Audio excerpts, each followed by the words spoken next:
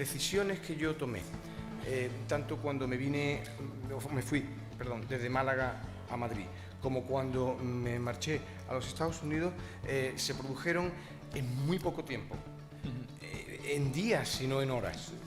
Es decir, yo había trabajado aquí en teatro independiente, con prácticamente nada. Yo me acuerdo que íbamos a la Diputación de entonces a pedir dinero para que nos dieran para un foro negro y nos tirábamos 2 meses en un pasillo, sentados, y no nos abría nadie una puerta. Era imposible, en aquella época imposible. Estoy hablando del año 76, 77 y tal. Yo tomé la decisión después de un festival de teatro romano, que representamos una Numancia, me acuerdo. Y había algo que yo decía, yo no me tengo que ir. Me tengo que ir de aquí, tengo que salir de aquí porque tengo que buscar la profesionalidad. Y entonces me agarré un tren el 3 de agosto del 80. Reuní 15.000 pesetas. Pero yo tenía la certeza de que yo ya no iba a volver. Me explico. Aquel que se iba no iba a volver. Me acuerdo perfectamente del momento en el que el tren hizo clank y echó a andar. Yo ya supe que yo me convertiría en otro, en el que yo quería ser, y no había posibilidades de renuncia a eso. Pero la vida está tan llena a veces de cosas que son difíciles de medir o de predecir. Mira, hubo un momento en Madrid en el que prácticamente renuncié a todo. De hecho, lo hice. Estaba literalmente pasando hambre. No, yo vivía en la casa de un uruguayo que era un amigo de un amigo de un amigo de un amigo. Y dormía en un sofá, con un muelle en medio. Y yo dormía alrededor del muelle aquel. De tal manera me acostumbré y metabolicé el muelle que cuando me fui a una pensión, porque me echaron de allí ya, yo respetaba el muelle. En la cama ya no tenía muelle, pero yo me ponía allí alrededor del muelle, ¿no? Entonces lo pasé mal, pero yo seguía persiguiendo el sueño. Iba por las calles de Madrid mirando entre el hueco que dejaba la acera y los coches, fíjate la desesperación, para ver si me encontraba una cartera que se le había caído a alguien. A ese nivel. Sí. Había una cafetería en Madrid, la cafetería del Teatro María Guerrero, que yo creo que existe todavía, que es donde se reúne pues, el mundo de la profesión, los actores y tal, ¿no? Y yo solía ir allí porque me pasaban un bocadillo de extranjero, un colega que había allí, andaluz, no era de Málaga, pero andaluz.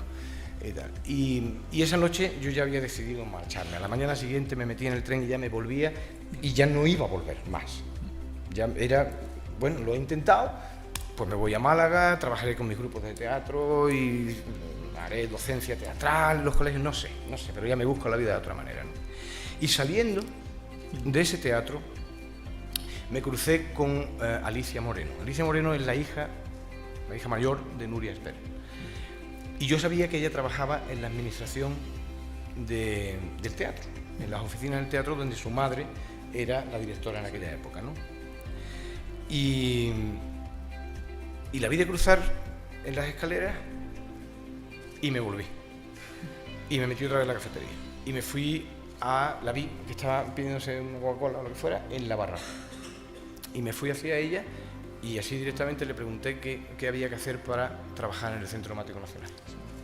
Y se me quedó mirando, se sorprendía y me dice, ¿tienes un número? Y yo no tenía número de teléfono, porque este uruguayo donde yo vivía no tenía ni teléfono.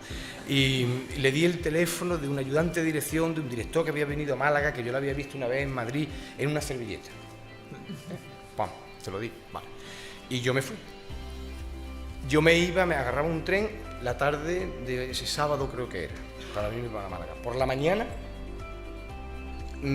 al portero automático de la casa empiezan a llamar. Y era esta chica del teléfono, que yo la había visto, ya te digo, una vez, que le había llegado una llamada del Centro Dramático Nacional para que yo me presentara una prueba. Sí.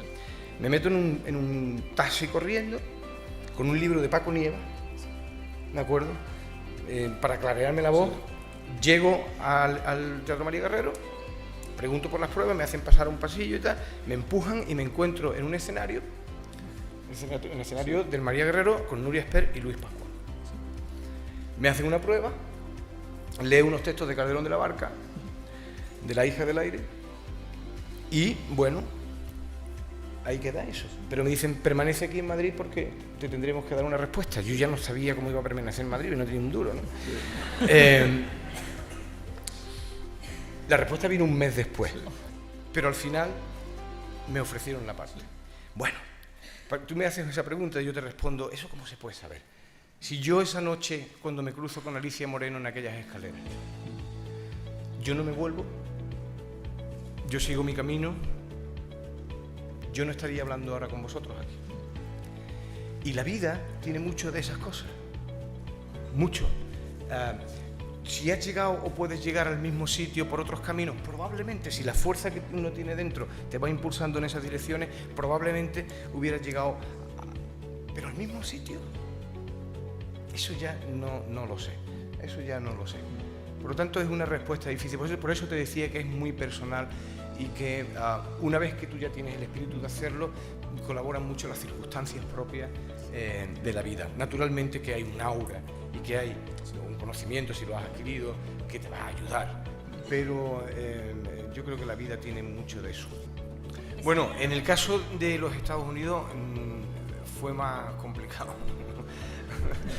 y más divertido. Obtuvimos una nominación para un Oscar con Mujeres al borde de un ataque de nervios. Esa fue la primera vez que yo fui a Los Ángeles, no a los Estados Unidos. Yo a los Estados Unidos había ido anteriormente con el Instituto de Cinematografía, la Dirección General de Cine, que había programado allí una historia. Llego a Los Ángeles, la noche, el día de los Oscars, me bajo de la limo con Pedro Almodóvar. Llego a Los Ángeles y bueno, allí me llevan a una agencia que se llamaba ICM, una agencia de representación de actores. Me sientan en una mesa, yo allí no entiendo nada de lo que está diciendo nadie. Me hacen preguntas y yo no hablaba inglés y pero cuando voy saliendo hay un chico que llevaba los cafés a los agentes que se llamaba Manny Núñez.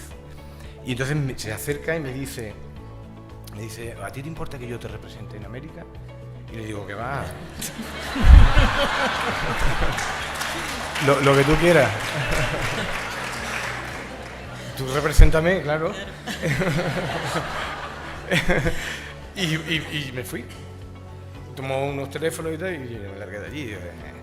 Y bueno, no nos dieron el Oscar. Entonces yo me vine a España y me fui a hacer una película italiana a Venezuela.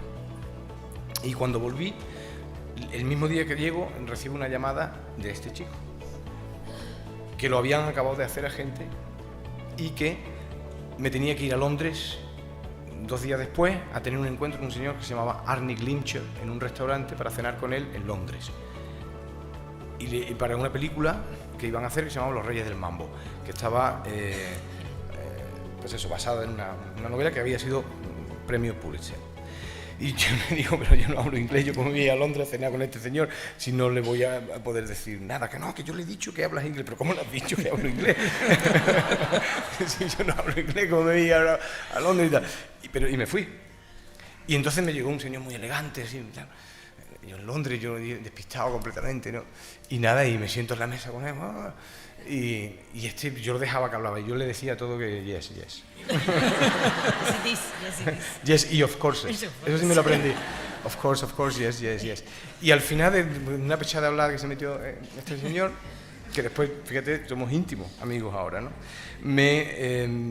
Después me confesó con el tiempo que me hacía trampas, ¿no? Me decía cosas estúpidas como, ¿te vas a tirar por la ventana? Y yo decía, yes.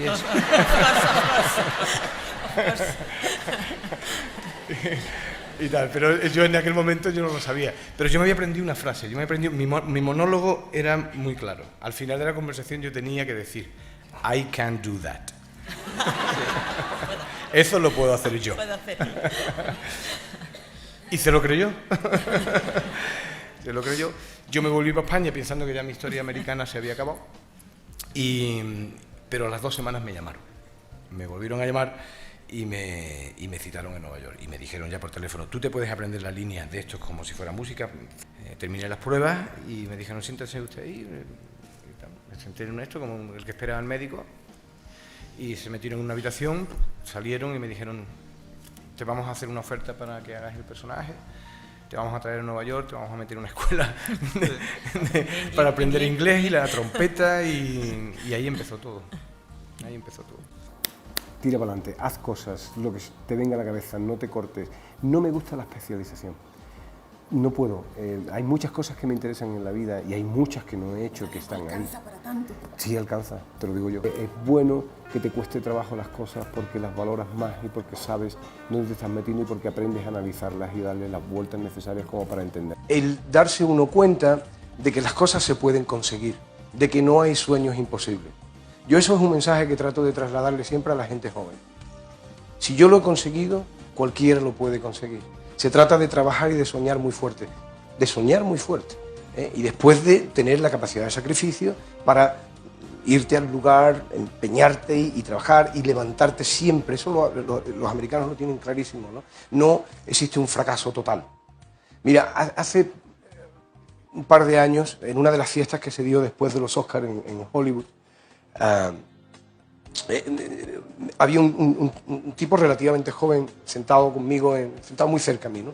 Y entonces se me acercó y me dice, mira, me encantan tus películas, muy bien, muchas gracias, y tal. Y me dice, ¿tú sabes quién soy yo? Le digo, ay, no sé, ¿eres un actor? Y me dice, no, yo fundé una compañía que se llama Uber. Al día siguiente miré, el valor de la compañía eran 44 billones de dólares, pero me dijo una... Yo me he caído y me he caído y me he caído y me he vuelto a levantar y me he vuelto a levantar y me he vuelto a caer, y cuando ya pegué fuerte con Uber, yo debía muchísimo dinero a muchísima gente. Y de alguna manera vi en él un poco el espíritu americano.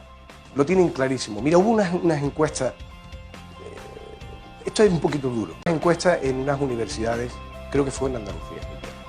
Y el 75% se les preguntaba qué querían ser, ¿no? Cuando salieran de la universidad. El 75% de los estudiantes querían ser funcionarios. Esa misma encuesta se había hecho en los Estados Unidos y el 75% querían ser emprendedores, es decir, dueños de sus propias vidas, y no querían estar en ninguna oficina, con un jefe por arriba, querían tener una idea, agarrar unos cuantos amigos, desarrollarla y pelearse a por ello. Y así surgen los Facebook y los Googles y los Macs y toda esa historia, ¿no? Con ese espíritu, ¿no? Con un 75% de gente que quiere ser funcionario no se hace país. Se hace país con gente que se la juega.